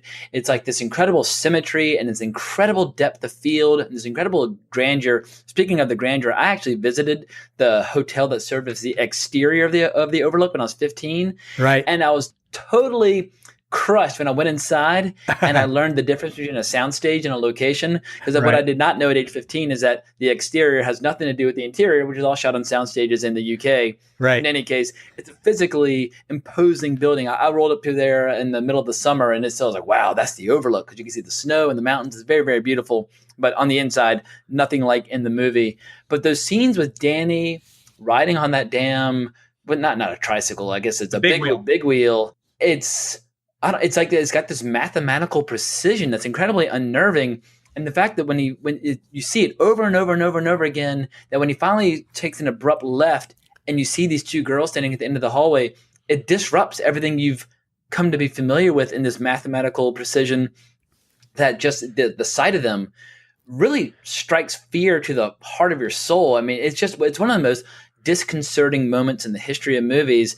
And as they start to speak, and as you start to see images of when them dismembered and chopped up all over the place, I don't know if anyone's ever seen that and not felt like someone's pulling their soul up through their mouth. It's really brilliant, powerful stuff. Yes, and hypnotic. You really hit on one of my favorite moments, which can almost seem indulgent, but I can tell you when I saw it in the theater, it didn't feel indulgent, which is the big wheel going around and hearing the difference of the sound of the tires hitting the wood. That's so cool. From the wood to the carpet, now the audio changes. Yeah, it's really amazing. And that was an accident. They just had the mic on them, and they didn't expect that to happen. But the way the mic was positioned, they really caught that sound very crisply. And Kubrick was like, "Oh, now that's fucking cool." I would have loved to have heard him. I agree. Yeah, I would have loved to have heard him say that kind of thing. But, from the very beginning, you're talking about that crispness and almost like a floating feel to the film. I love, and I rewind it every time. It's as crazy as it sounds. It may be my favorite moment in the film, which is when there's the helicopter shot, not the above the mountain where you're watching the car. It's when it's going over the water and you see what looks like, I don't know, dirt or a log in the middle of the water. And because of the warp of the wide screen lens that he's using, the very wide lens, the low angle, and just the brightness of everything, you don't realize that it's an island. And it just kind of shoots up at you like a train because the helicopter is moving at this speed. And the weird music that's coming up, it's like nothing is going to seem like what it is. Everything's going to be what is right around the corner. And we get that feeling again when we do watch the car going through the trees and we see it going around cliffs. It's so well shot, that aerial photography. It's so simple. I mean, you have this beautiful music that boom, boom, boom. I mean, and then you got the credits just floating up along the screen. It's nothing particularly flashy. It's just very elegant and very simple, but very classic. And it just strikes this feeling of dread and doom into you. And a similar approach was used in the trailer. I love how the trailer apparently was able to show that giant gush of blood because Kubrick claimed that it was rusty water or something. I don't know if anyone actually believed his claims, but you weren't allowed to show blood in trailers, but he got away with the trailer that's nothing but blood because he claimed it was rusty water, which seems a little, maybe like that there's some BS involved there. Yeah. But it blows my mind just how smooth and simple some of the shots are. The camera never abruptly shocks you. I mean, there's like one bit when like Jack's like chopping at the door, right? And the camera's panning back and forth with him. But even that's a really smooth, perfectly shot little moment. there's no jump scares, there's no shaky cam. It's just very, very smooth, elegant filmmaking from start to finish, and that's what allows the horror to slowly build into the sense of dread, as opposed to like nothing ever like jumps out at you, which I think is very, very refreshing. Yeah, and we are talking slowly build. I've said it often that if it wasn't for the reputation of Kubrick, somebody would have said, you could shave 15, 20 minutes off this, man. Do you really have to spend 5 minutes of Shelley Duvall going over on the come on, guy.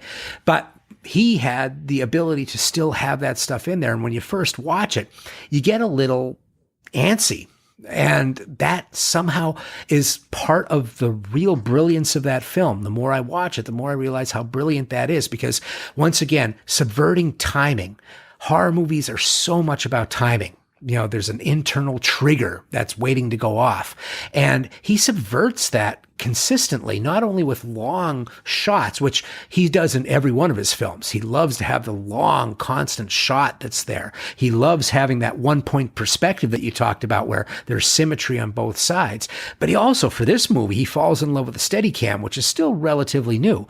And he uses the Steadicam as its own point of suspense. It's its own spot of timing without timing. It's really interesting because you're starting to get nervous as Danny's going around the corners on this big wheel. You're even in the very beginning, you start feeling a little bit tense when the way that aerial shot is photographed. You don't get to see around the corners of these winding mountain roads. The car has to disappear before we actually catch up and see where it's going. So there are blind alleys all the way through this movie, and there are constant mazes. Some of them very obvious, some of them not so obvious.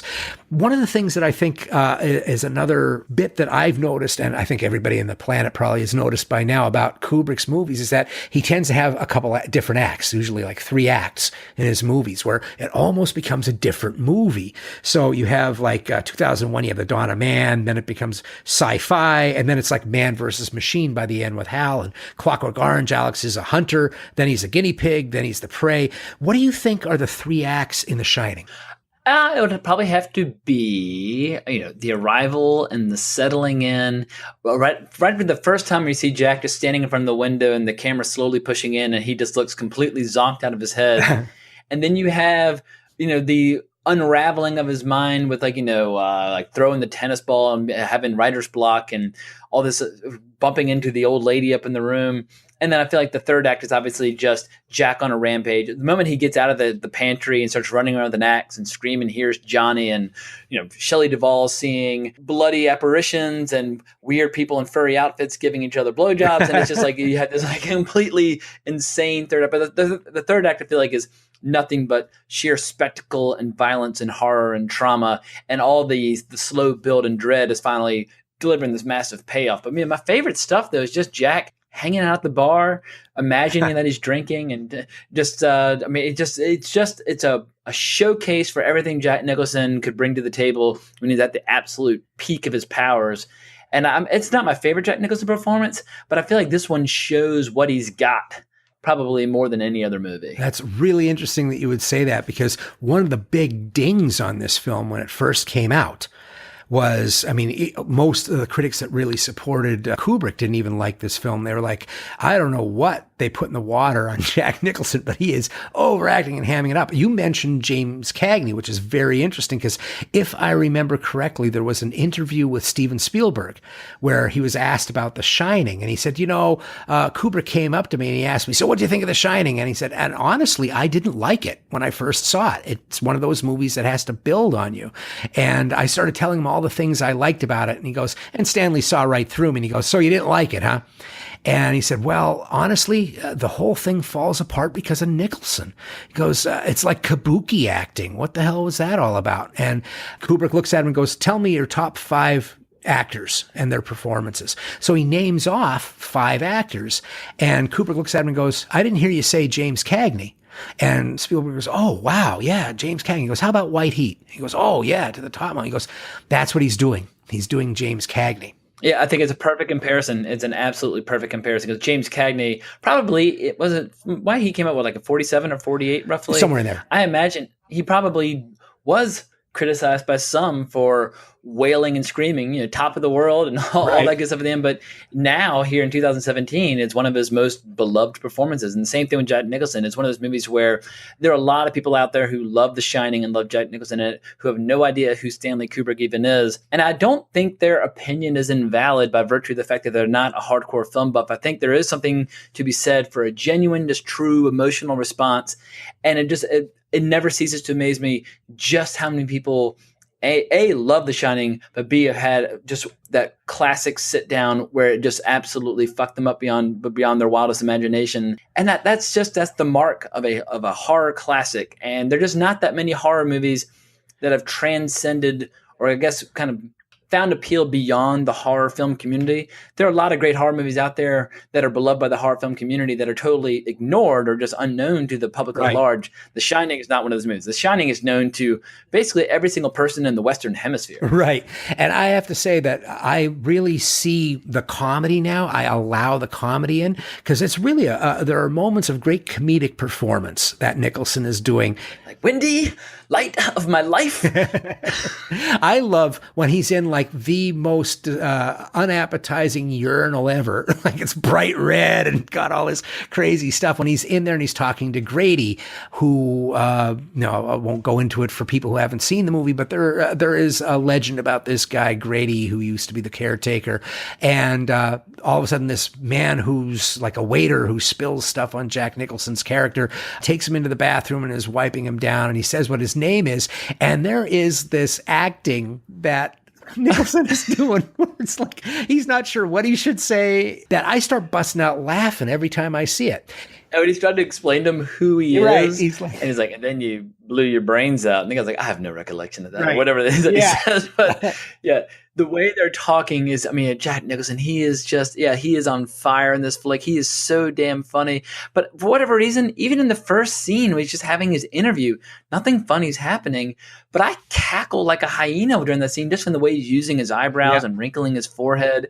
I think it's just Jack Nicholson. Maybe I just because I'm a big Jack Nicholson fan, but this is the movie that made me a Jack Nicholson fan. When I first saw this flick, I think the only other Jack Nicholson movie I'd probably seen was maybe like Witches of Eastwick, but this was basically my introduction to Jack Nicholson as a kid on VHS. So yeah, it made me a fan for life. So Kubrick says that The Shining is a story of an entire family going crazy together. He tried to stay away from the ghost side of it as much as he could, but at a certain point, he allows the ghost story to actually take over. Talk about being influential. I would say that probably it's been detrimental to our movies as much as it's been influential. It created something that I call shining-itis, which is everybody thinks that they can do what Stanley Kubrick did. Oh shit, I can extend time. I can have a placard that says Tuesday and then spend 5 minutes of a guy just chopping wood. It's a nightmare. I see so many horror films that think that they can do that slow burn of The Shining, and it really messes up. I think the one movie that's gotten it right in the recent times is The Witch. It's a lot like that movie. There can be actual witches, or it's just a family going crazy at the edge of civilization. Yeah, it's a very, very delicate spider web to try and walk along, and it takes a master to pull it off. Yeah, every great movie is going to have hundreds, if not thousands, of piss-poor imitations, and The Shining definitely has a mark of its impact that so many people have tried to copy what it does so effectively, and most people fall short.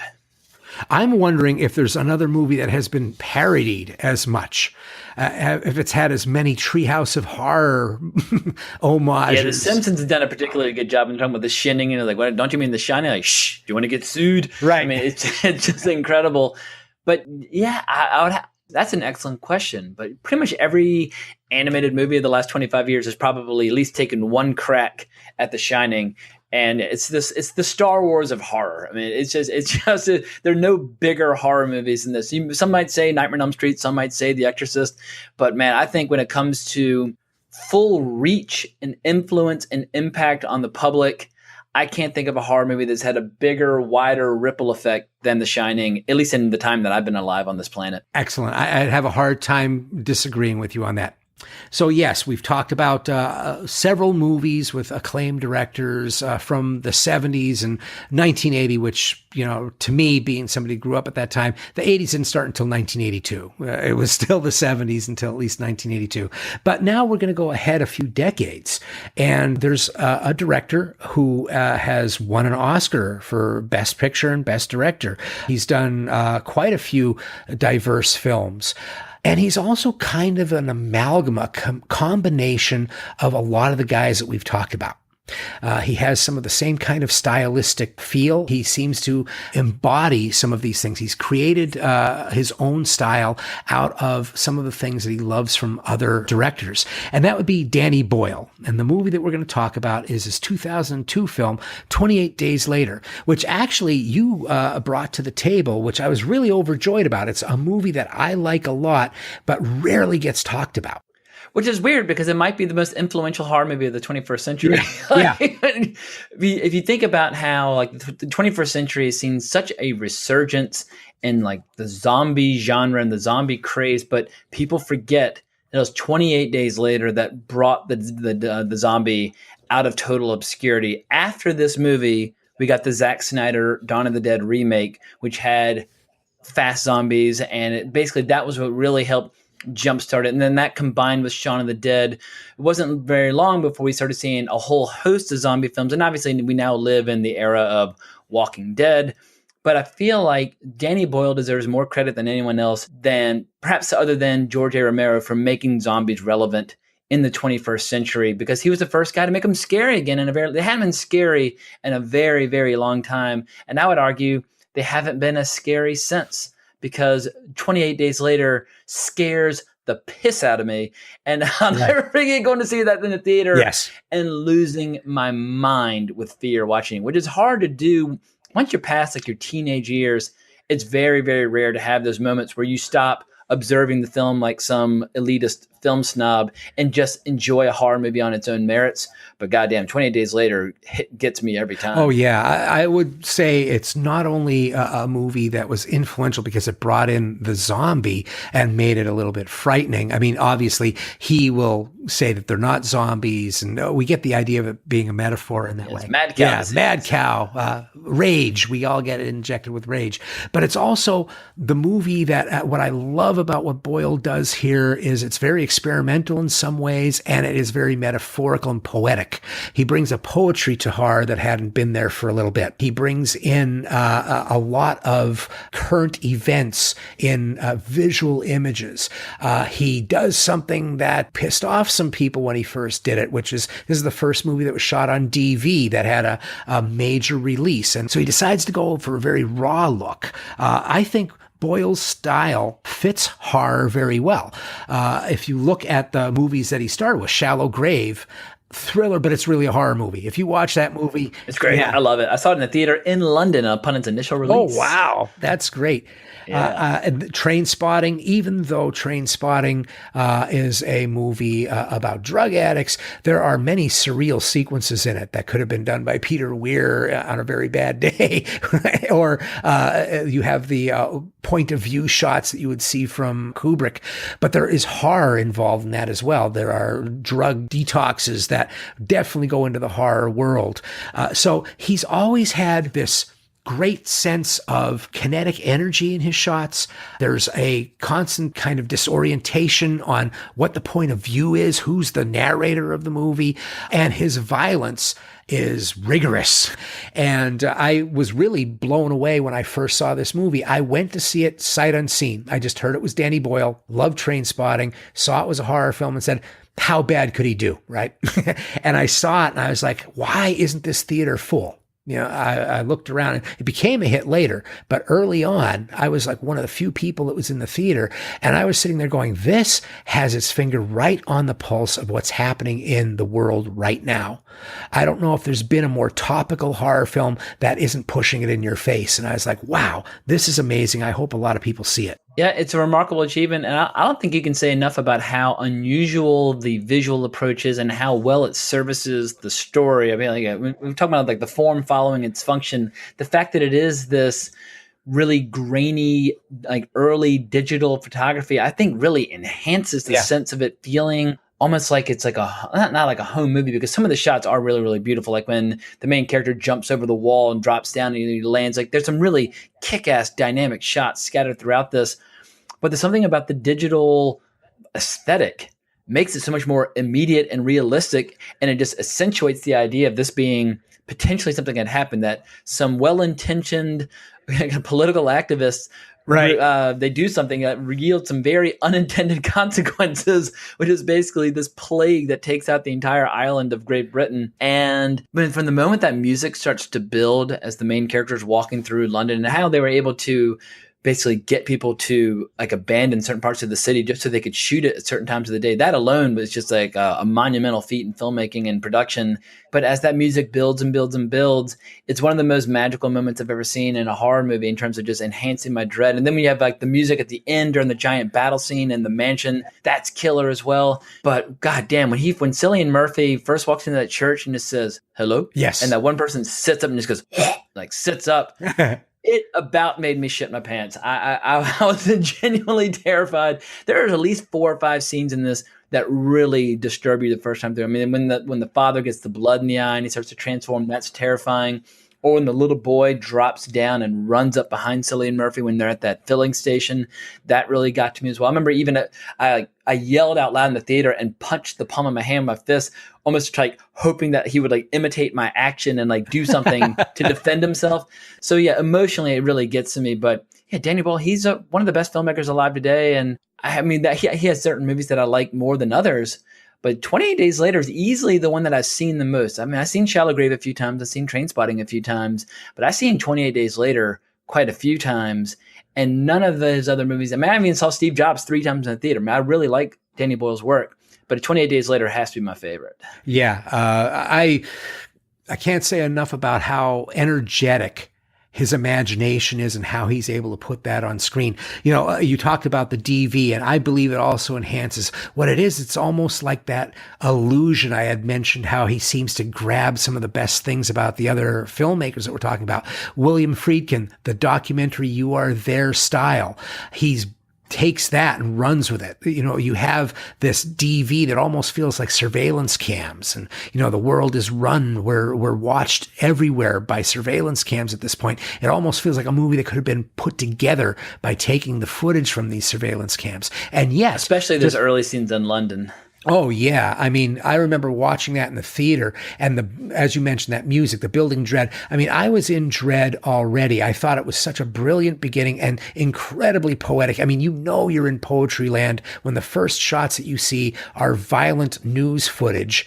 And it was like a Pink Floyd album or something. You see this monkey that's tied to a table being forced to watch all of our violence being poured into this primate, and then turn into, you know, what would normally be the good guy is this wonderful thing of good intentions, bad delivery, where people who are supposed to be liberating don't keep their eye on the ball, and instead they destroy all of us. And then you get a guy who's in a coma waking up. That is like one of my worst fucking nightmares. You wake up buck-ass naked with needles in your arm 28 days later after a crisis. But one thing this movie does, it breaks a big rule. People always say, show, don't tell. And in cinema, it's all about visual storytelling. But this movie has 2 scenes that completely explode that rule, where after Cillian Murphy wakes up and he meets some other fellow survivors, there are 2 scenarios where they basically bring him up to speed and explain what they've experienced. And one is Naomi Harris, and the other is the guy who's talking about going to the airport. And these scenes are so damn intense and set your imagination ablaze. And it's just an actor or an actress telling a story. And for whatever reason, those might be the 2 most memorable scenes for me, because it really helps me imagine what has transpired in the 28 days of hell since this outbreak first began.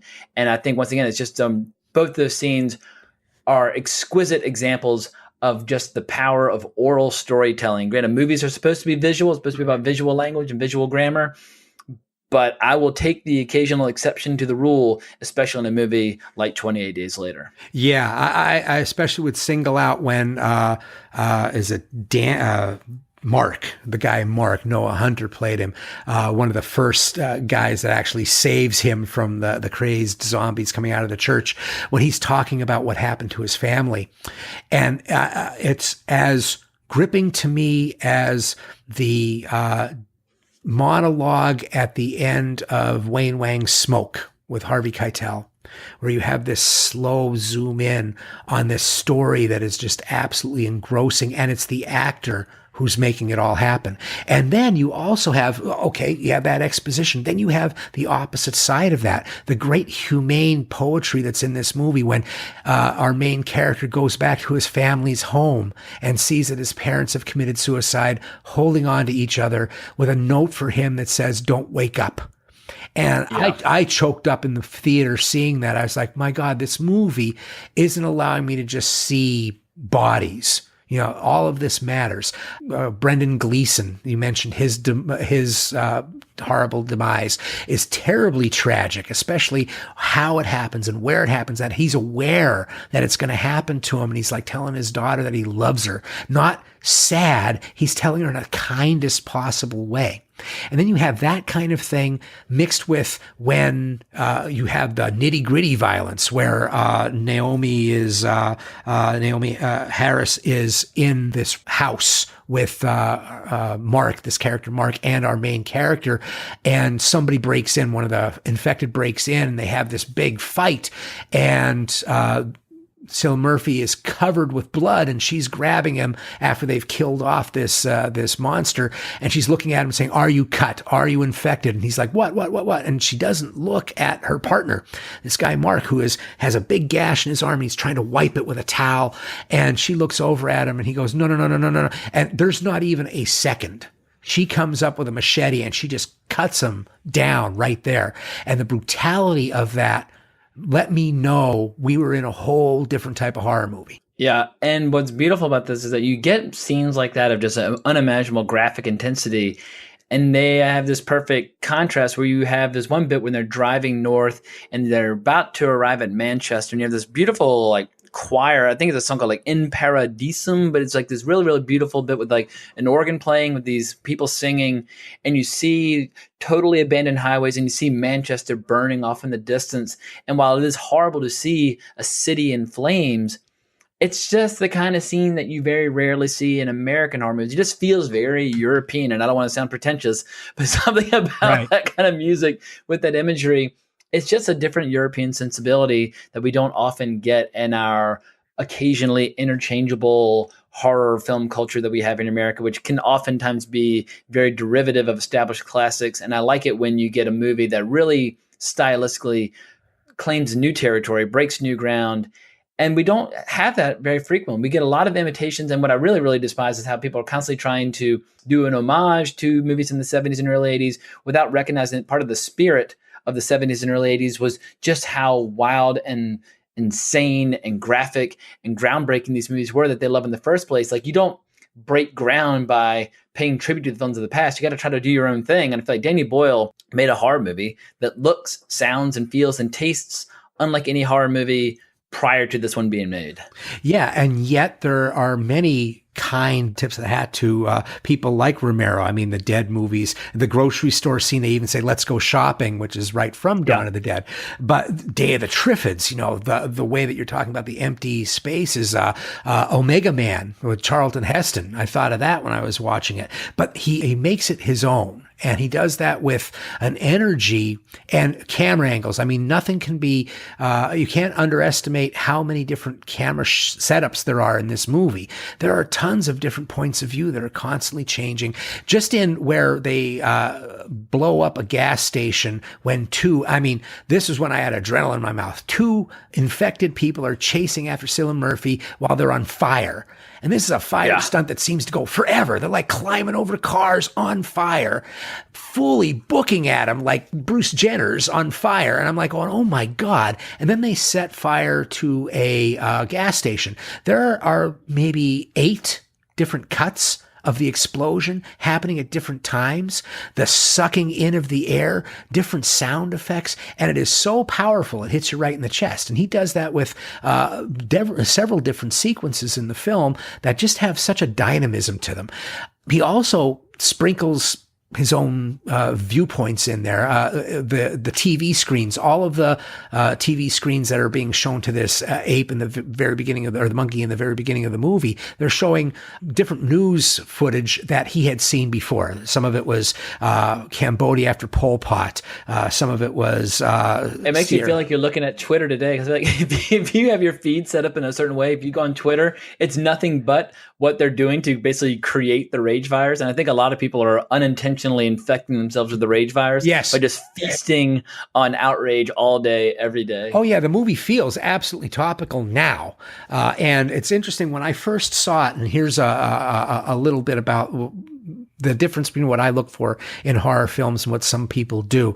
When it first came out, it caused some controversy because of the Piccadilly Circus moment, where he's walking through the abandoned areas of London and he comes across a billboard, a huge circular billboard, and it's filled with photos of "Have you seen me?" and handprints and pictures of people, and this swelling music is happening, and he suddenly realizes that he's in the middle of a cataclysm. He's at the end of a cataclysm. They've all left, and he realizes something horrible has happened. Now, this movie was shot before 9/11 happened. It wasn't released until after 9/11. But people were like, this is poor taste. This is insensitive because this is mirroring what happened at 9/11. For me, that is what horror is useful for. We have this anxiety and you have to release it. I saw it in the theater. I had a very personal experience with something that happened around 9/11, and I saw that, and it was a release for me. I was like, somebody is talking about this. Someone is finally showing some representation. Now, the thing is, Danny Boyle had said if he had known that something like that was going to happen, in retrospect, he would have changed that. But I wish I didn't hear that he said that, because I think that there's something very important to being able to have that shadow moment with yourself and go, oh my God, it's not like too soon. It's not like they're mocking it. It's not as if there's a political agenda to it. It is mirroring a social tension that is eating everybody alive at that time.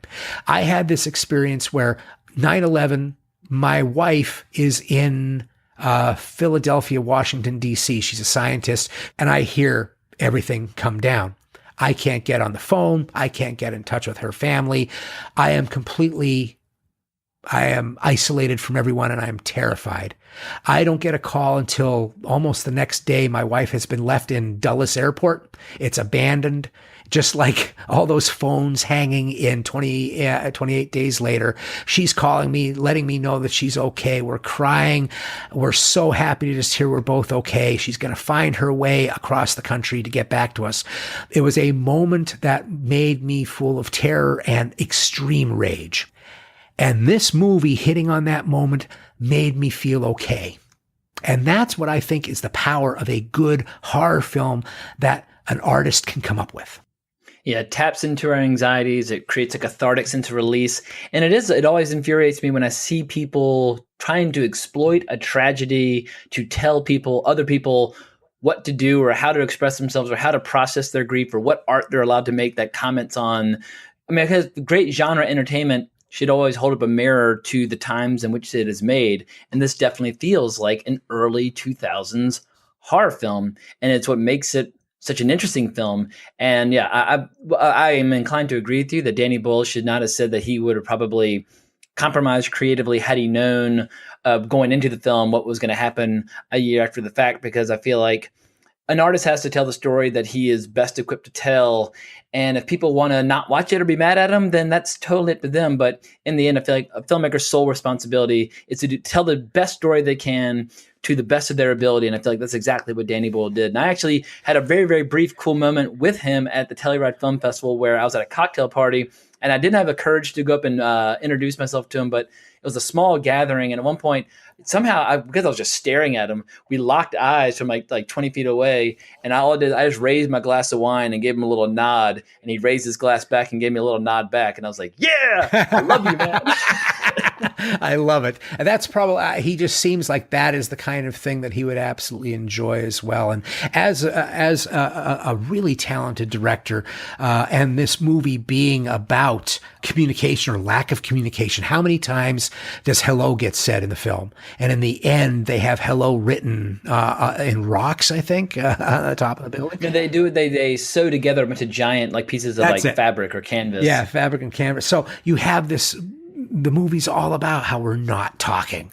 I love that he had the courage to express himself in this way. And I think he continues to do really exciting work. And I think you're absolutely right that I love Trainspotting too. I know some people were pooping all over it. I thought he nailed it. Was it the cultural milestone of the first one? No, but I really enjoyed it. So yeah, I'm Danny Boyle. I always watch everything that he makes. That's great. I think he is a perfect place for us to be able to stop on this conversation. We've gone through 5 directors who are acclaimed.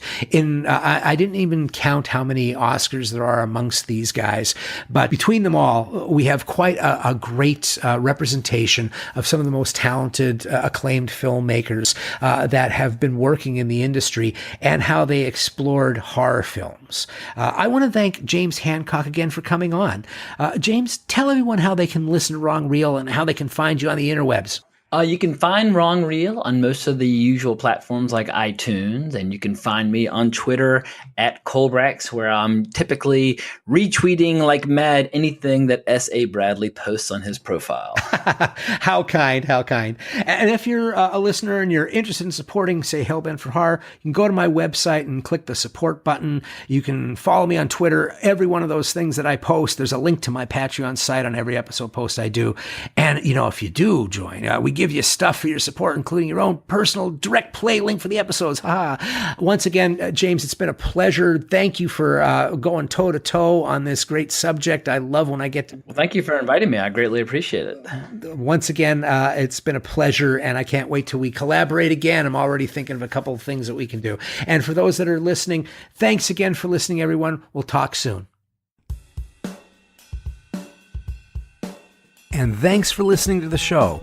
Hellbent for Horror was written and broadcast by me, S.A. Bradley, and produced by me and Lisa Gorski. You can find more on our website, hellbentforhorror.com, and I'm also on Facebook at facebook.com/Hellbent for Horror, and my Twitter handle is Hellbent Horror. You can find Hellbent for Horror on iTunes, Google Play, and Stitcher, and other podcast platforms. And H4H has its own app. You can download it from the Google or Amazon store for Android, and the iPhone version is available on the iTunes store. Thanks again for listening, and until next time, stay hell-bent.